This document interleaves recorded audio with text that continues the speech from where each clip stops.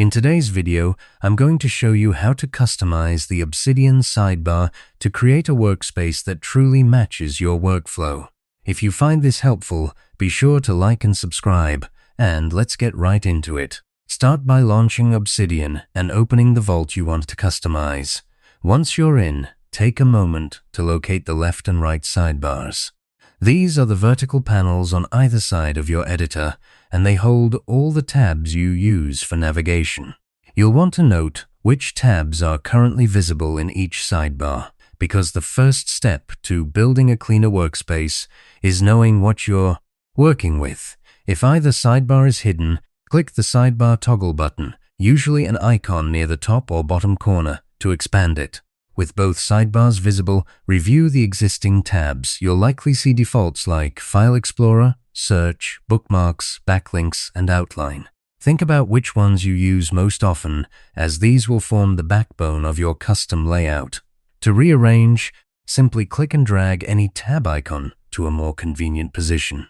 This lets you put your most used tools front and center. If a tab is missing, open the command palette with Ctrl+P, then search for commands like Show File Explorer or Show Bookmarks to bring them back. Some of these features depend on core plugins, so head into Settings, then Core Plugins, and enable tools like Bookmarks, Backlinks, or Outline if you haven't already. Once Bookmarks is active, you can add frequently used notes, folders, and even searches to it for quick access. Organize your bookmarks into groups, call them projects, resources, or daily notes to keep navigation tidy.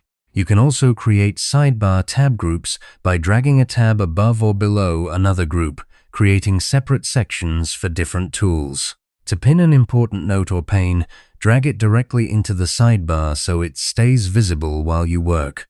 And don't forget, you can resize the sidebar by hovering over its border and dragging it wider or narrower to suit your preference.